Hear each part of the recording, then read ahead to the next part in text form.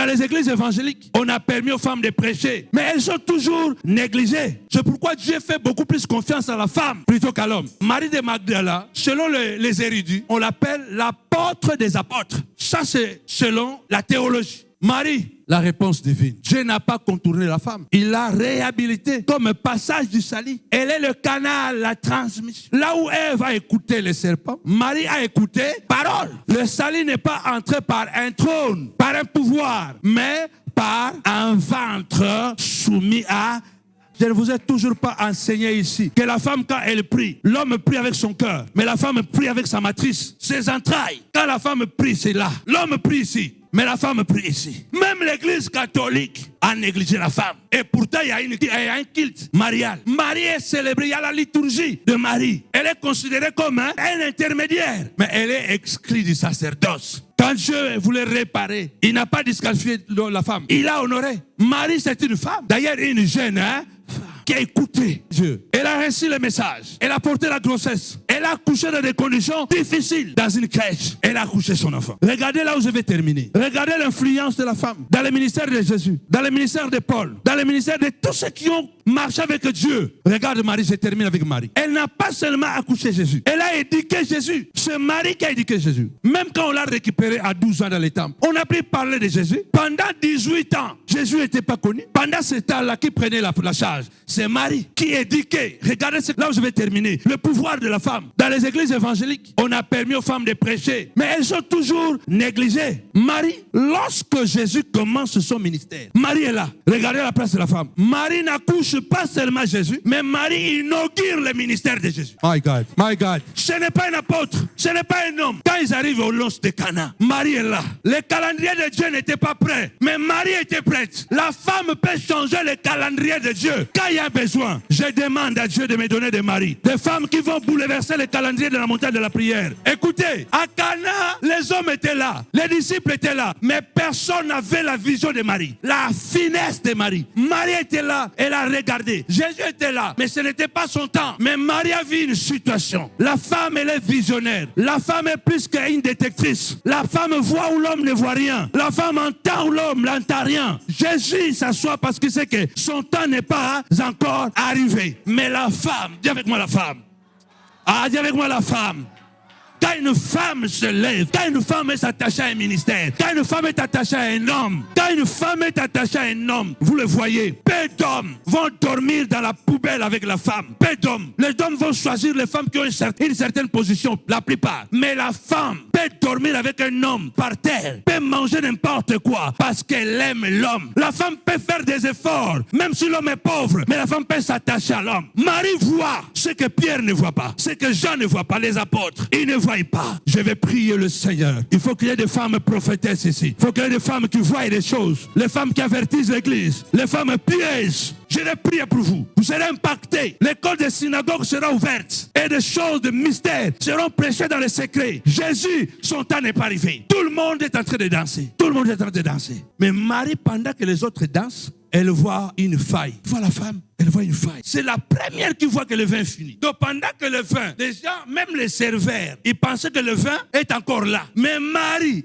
vous ne connaissez pas la femme. Hein? Les serveurs ne voient pas que le vin est fini. Pour aller dire au marié que le vin finit. Mais Marie, parce que la femme contrôle tout. Oh mon Dieu, mon Dieu. Marie voit que le vin est fini. Pendant que personne ne voit que le vin est fini. Elle va vers Jésus. Elle ne l'oblige pas. Elle lui dit, ils n'ont plus de vin. Aïe, aïe, aïe, aïe, aïe, aïe. Les yeux vont s'ouvrir ici. Je vais me concentrer sur les femmes. Je vais me concentrer sur vous, les mamans. Je ne vais pas négliger les hommes, hein, mais il y a une œil particulier pour les femmes. Ils n'ont plus de vin. Écoute la réponse de Jésus. Femme, qu'y a-t-il entre toi et mon temps n'est pas encore arrivé. Mais Marie, elle est la matrice. Elle connaît. Quand Dieu a réveillé Ève, a parlé à Ève, Adam dormait encore. Ce que Dieu a dit à Ève, Adam ne savait pas. C'est pourquoi quand tu croises une fille de 15 ans et un garçon de 15 ans, la fille de 15 ans a beaucoup plus de maturité qu'un garçon de 15 ans. Oh, je parle à quelqu'un. Toi, tu joues avec la femme ou quoi? Marie, quand son fils dit, mon temps n'est pas encore arrivé, il sait que son fils, devant l'obéissance, il devient faible. Marie crée l'obéissance. Il laisse son fils. Il va vers le serviteur. Il leur dit, faites tout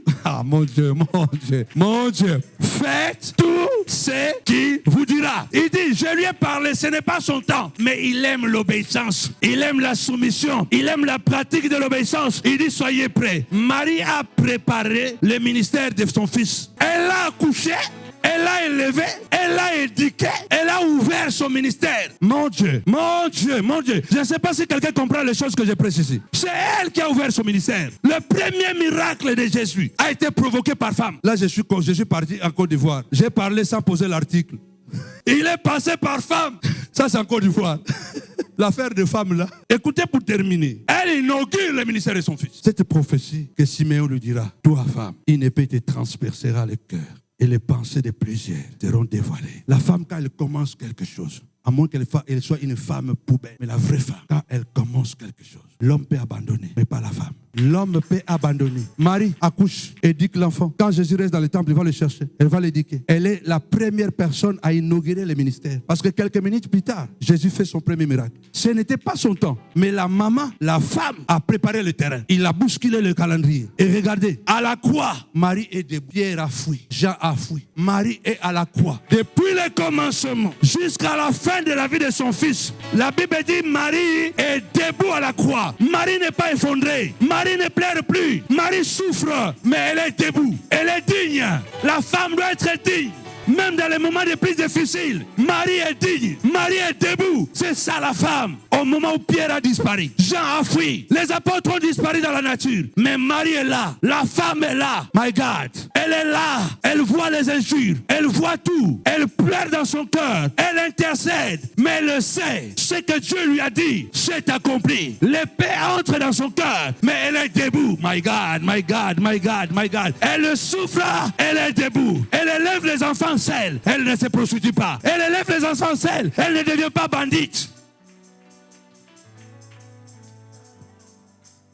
La femme, c'est le point fort. C'est le superlatif de Dieu. Et quand Jésus ressuscite, il ne confie pas sa mission de la résurrection aux hommes. Pendant qu'elle était en train de rompre.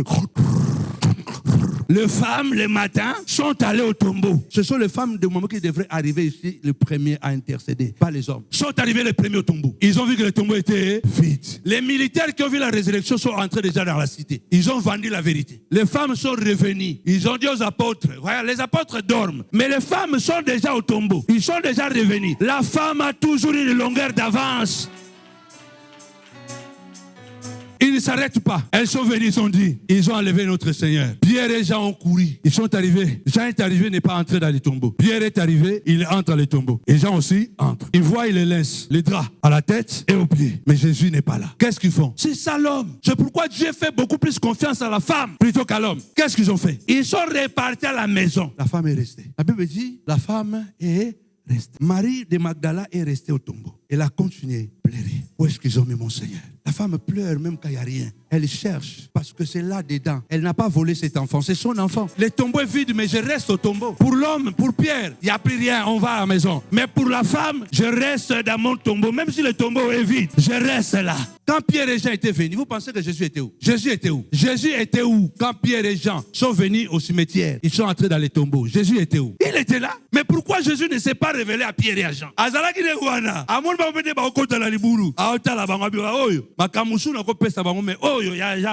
Jésus était là, il a regardé, il a dit non. Il y a déjà les mensonges qui est vilipendé là-bas. Ça là, c'est pas pour eux, c'est pour la femme. Il faut les laisser partir d'abord. Jésus était là. Jésus ne voulait pas donner le message de la résurrection aux apôtres. Non, il connaît les hommes. Il avait raison. Quelques minutes, ils sont restés là-bas. Qu'est-ce qu'ils ont fait? Ils sont partis. Et Jésus a dit, tu vois, j'avais raison. Ils n'ont pas la patience. Jésus était là, mais il savait que bientôt là, ils vont quitter. Quand ils sont partis, Jésus se révèle maintenant à la femme. C'est toujours à la femme. D'abord la femme. Il se révèle à la femme. Et quand Marie de Magdala le voit, il dit, parce qu'il ne reconnaît pas, il demande, femme, pourquoi tu pleures? Et c'était aussi Dieu d'humour. Hein? Et quelquefois, il a de l'humour. Il sait que Marie pleure pour lui. Mais il lui demande encore, tu pleures, pourquoi Marie ne pleure pas? Je suis là. Ils ont volé mon Seigneur.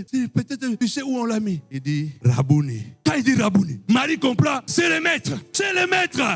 Il ne lui dit pas, je suis Jésus. Non, il lui parle dans un langage codé.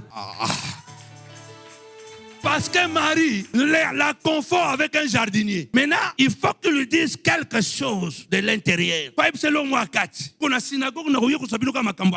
l'école de la synagogue, je vais vous apprendre des choses de l'intérieur. Il lui a dit Rabouni. C'est comme un mot de passe. Quand il a dit Rabouni, les cheveux se sont tressés, les yeux se sont ouverts. Il a dit Maître, il veut l'embrasser. Il dit non, attends. Je ne suis pas encore monté vers mon père, vers votre père. Mais reçois le mandat. Va, dis aux impatients. Va, dis, ils sont impatients, mais ils sont mes frères. Dis à mes frères, je suis ressuscité et je les précède en Galilée. Dis-les que je les précède en Galilée. Qu'ils viennent me trouver là. Il y a des missions que Dieu ne peut pas donner à l'homme. Ces missions sont réservées seulement à la femme. C'est pourquoi c'est nous qui confondons. Même l'Église catholique, c'est ça. Marie de Magdala, selon les érudits, on l'appelle l'apôtre des apôtres. Ça, c'est selon la théologie. Pourquoi? Un apôtre, c'est un envoyé. Or, la première personne qui a été envoyée vers les apôtres, c'est la femme. Donc, c'est elle l'apôtre pour les apôtres.